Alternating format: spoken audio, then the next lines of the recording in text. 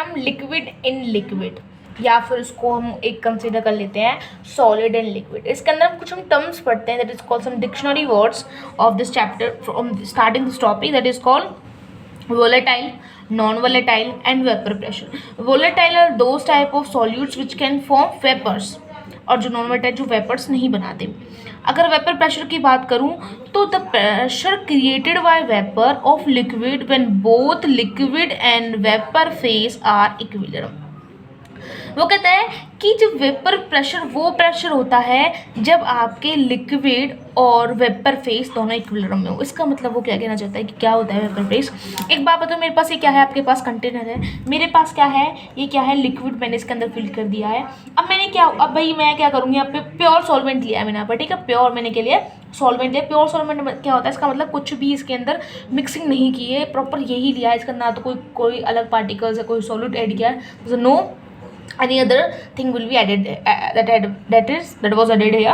So this is just a pure thing of the solvent. Okay, अब क्या हुआ, इसके कुछ ना कुछ आपके क्या होंगे, वेपर्स आपके क्या होते हैं, क्रिएट होते हैं। वेपर्स क्या होते हैं आपके, क्रिएट होते हैं। अब वेपर्स क्या होने लगे, आपके क्रिएट होने लगे, ठीक है, कोई दिक्कत नहीं है भाई, आपके वेपर्स क्या हो रहे हैं, आपके क्रिएट हो रहे हैं। अब क्या होगा, जब वेपर्स क्रिएट हो रहे हैं आपके, तो एक ऐसी कंडीशन आएगी आपकी कि जो वेपर्स हैं आपको जो क्रिएट हो रहे हैं यहाँ पर, और वेपर्स भी आपके चेंज होते जा रहे हैं लिक्विड के अंदर। मतलब क्या हुआ, जो लिक्विड है भाई, अब लिक्विड चेंज होना स्टार्ट हो गया वेपर्स के अंदर। वेपर्स के अंदर भी इसका आपको वॉल्यूम कांस्टेंट है, सर प्रेशर कांस्टेंट हो जाएगा। प्रेशर क्या होगा, इंक्रीज होगा, सारे अगर लिक्विड आपका वेपर में चेंज हो जाएगा, और थोड़ा बहुत लिक्विड मांग चलो बच गया है यहाँ पर, और ज़्यादातर आपका लिक्विड क्या वेपर में चेंज हो, कुछ टाइम क्योंकि प्रेशर इंक्रीज होगा, जिस कारण से क्या होगा, जो आपके वेपर फेस वाले पार्टिकल्स हैं वो भी क्या होंगे, चेंजिंग स्टार्ट हो जाए, चेंजिंग अपने आप को ट्रांसफॉर्म करना स्टार्ट कर देंगे, किसके अंदर, लिक्विड के अंदर। तो जब आपको क्या होगा कि लिक्विड बनने की स्पीड, मतलब लिक्विड बनने की स्पीड और गैसियस पार्टिकल्स बनने की स्पीड दोनों क्या आ जाए, इक्विलिब्रियम में आ जाए, that is called the time that will pressure will be exerted by this container as considered as the vapor pressure। मतलब the pressure created by the vapor of liquid when both liquid and vapor phase, जब vapor phase भी और liquid phase भी दोनों क्या आ जाए, equilibrium में आ जाए, मतलब पार्टिकल्स का बनना, गैसियस पार्टिकल्स का बनना और इनका रिवर्स लिक्विड बनना स्टार्ट हो जाना, दोनों चीज़ एक सेम रेट पर होने लग जाए, जब वो प्रेशर जो एक्सर्ट किया जाता है, that is called the vapour pressure. अब इसके अंदर हम पढ़ते हैं आपके 4 केसेस, जब क्या हो, आपका प्योर सॉल्वेंट हो, कुछ भी ऐड ना किया गया हो और वो वोलेटाइल हो, ठीक है। दूसरा केस होता है अगर सॉल्यूट भी ऐड किया जाए और सॉल्वेंट भी ऐड किया जाए, ठीक है।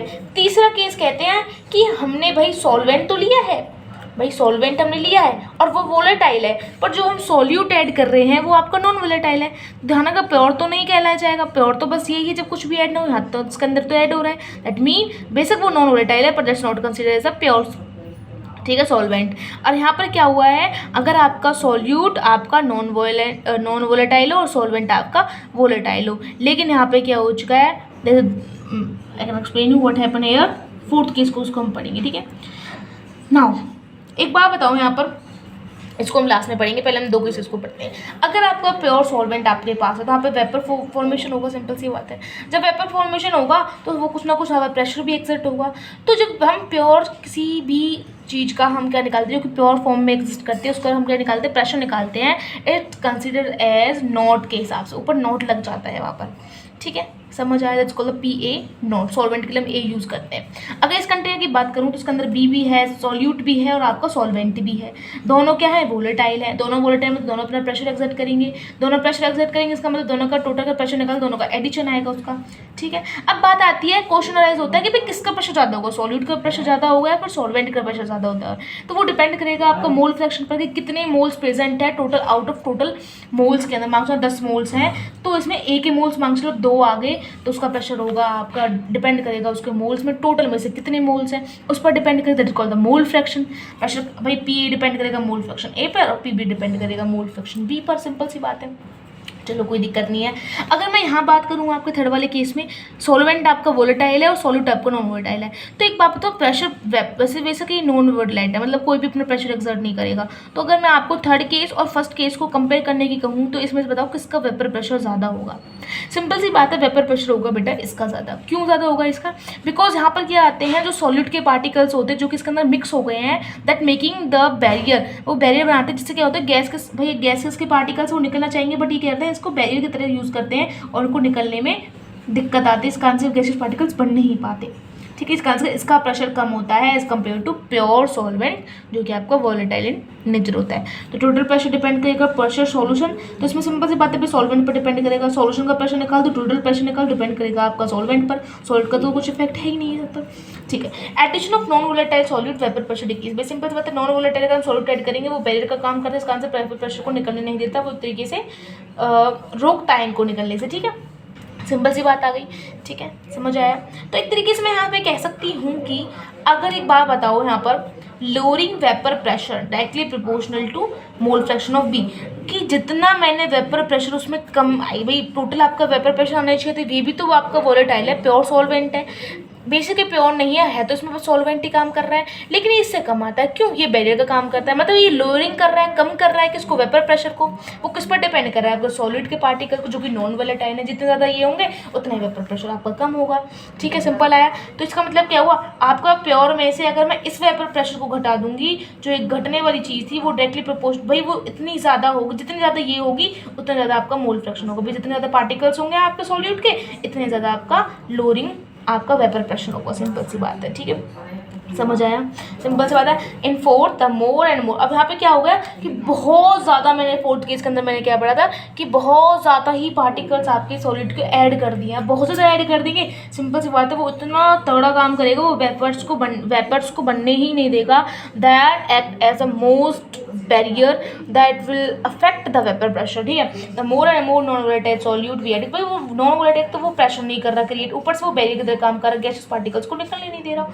Solute we add vapour pressure decrease because the particles of non volatile solute stops barriers बनाता है in vapour formation of solvent. ठीक है, समझ आया।